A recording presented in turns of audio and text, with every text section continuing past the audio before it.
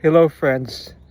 I just would like to share something that is really engraved in my heart so deeply that is hard to get it out of my heart.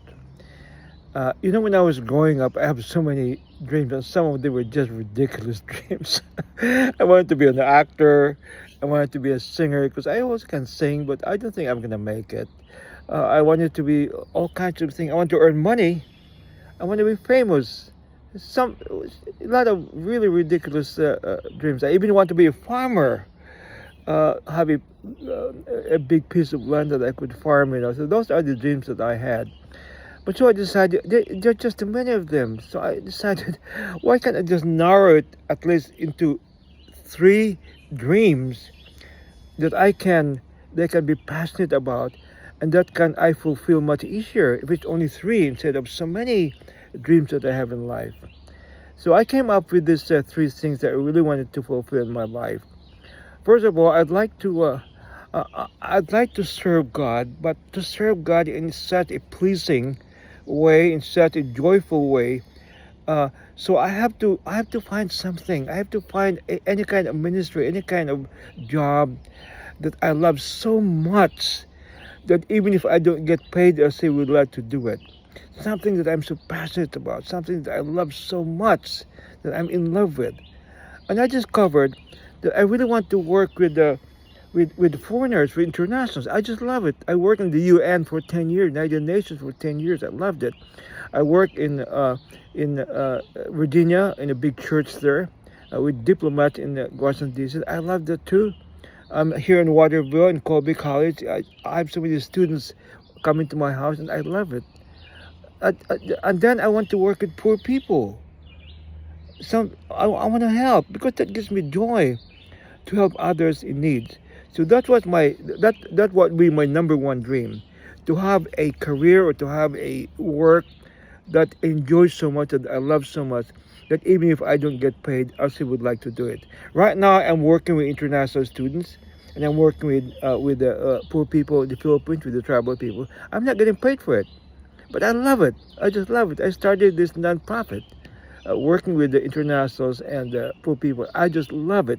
And I love serving God because it gives me such joy.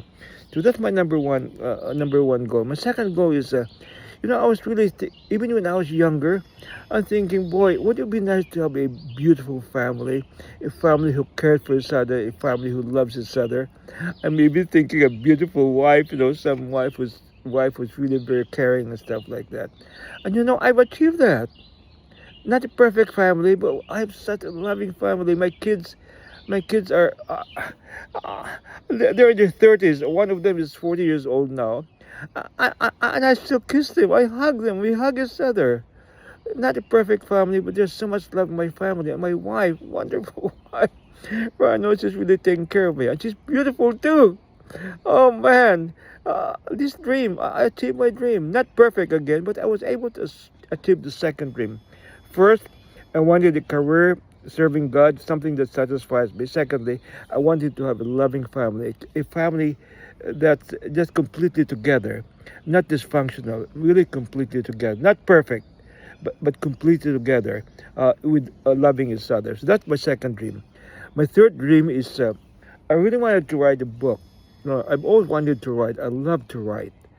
Uh, in fact, I majored in journalism and communications. I really love to write. I've been doing a lot of small writing. I have a newsletter that comes out every week, to my friends and donors. But that's very simple writing. I really want to do is I want to write a novel. I want to write a book. And right now I'm on my at least 70, maybe 75 pages of a novel about my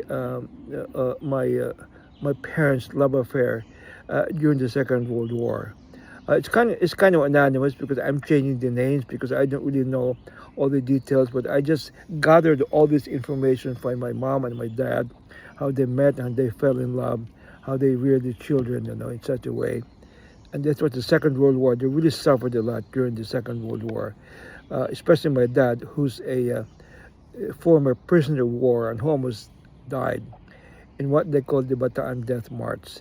So I want to write a book about that. I'm like I said, I'm 70. I think 75 pages now.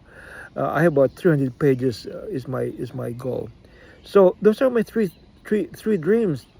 And now I'm 80 years old, and I fulfilled the three. Well, I'm still fulfilling them, and it's just great to have a life like that. So I'd like to encourage you to dream, uh, and make it. Don't make it too many things. Just a few dreams, and ask the Lord to lead you, or to fulfill those dreams, and you'll be much happier.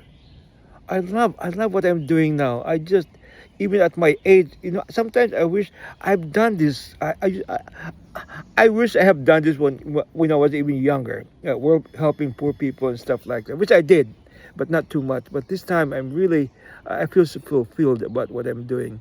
And then my family now, oh my God, it's again not perfect, but just wonderful. My son calls me up almost every day. Calls both of us, my wife and I, with my grandchildren, videoing my grandchildren. I just love it. I talked to my other son, Carla, my youngest son. I would call him up. We call each other up, and just enjoy each other's company. They're coming here to visit us. And Carissa is staying with us now. And what a joy. I mean, she's so funny. She has jokes coming out every month. Not every month, but every time we have dinner together. And I just love it. So, like I said, our family is not perfect, but there's so much love and so much caring for each other. And to me, to live in the U.S., United States, and America, to have a family like that is quite unusual. Because in America, the biggest problem in America right now, in fact, they say, I didn't know this, that psychologists are saying that loneliness is actually a disease in America. Loneliness is a disease. It's a sickness. Because people are just not together. They're just not together. People are alone, living alone. And here I am living with my wife and my daughter, and I'm going back. We're moving back to Virginia, and I'm gonna see my grandchildren and my two sons, almost every week, and that's togetherness. So I want to die that way. I want to die when my family is with me. I don't want to die alone. I don't mind dying, but I don't want to die alone. I want to die with my loving family in front of me. So three things I think two things at least I know I have achieved already, and the third one I'm almost there.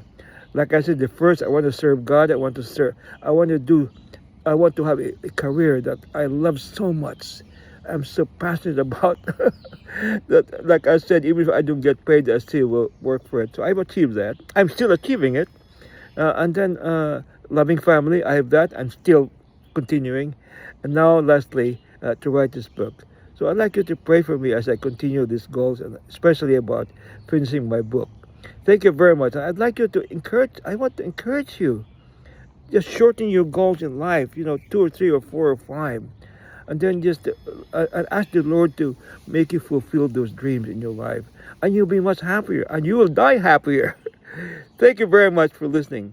We love you. I love you, all of you. I love you, friends. I really do.